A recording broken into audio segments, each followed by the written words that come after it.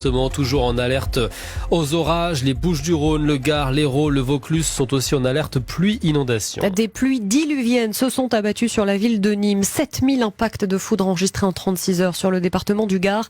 La foudre qui a provoqué la destruction de 4 logements dans un lotissement en banlieue de Nîmes. Patrick Tégéraud, vous êtes sur place pour RTL. Oui, dans ce quartier de la périphérie de Nîmes, la foudre a bien failli tuer. Vers 3h30 du matin, en plein orage, 2 maisons ont été entièrement ravagées par les flammes et 2 autres très sérieusement endommagées. Lilou est une voisine directe du sinistre. Alors c'est un coup de foudre apparemment qui est tombé sur la chaudière du voisin, sur le conduit de chaudière du voisin. Et donc le voisin a entendu du bruit, s'est réveillé, il a rien vu de suspect au rez-de-chaussée.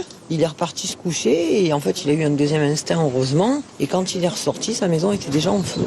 Donc si vous voulez, ils ont de suite alerté les voisins qui sont collés à eux parce que c'est les maisons mitoyennes. Et donc c'est les voisins qui nous ont sortis de nos logements, en panique à 3h30 du matin. Ouais. Heureusement qu'on a un bon quartier et des bons voisins. On a eu beaucoup de chance dans notre malheur, on va dire.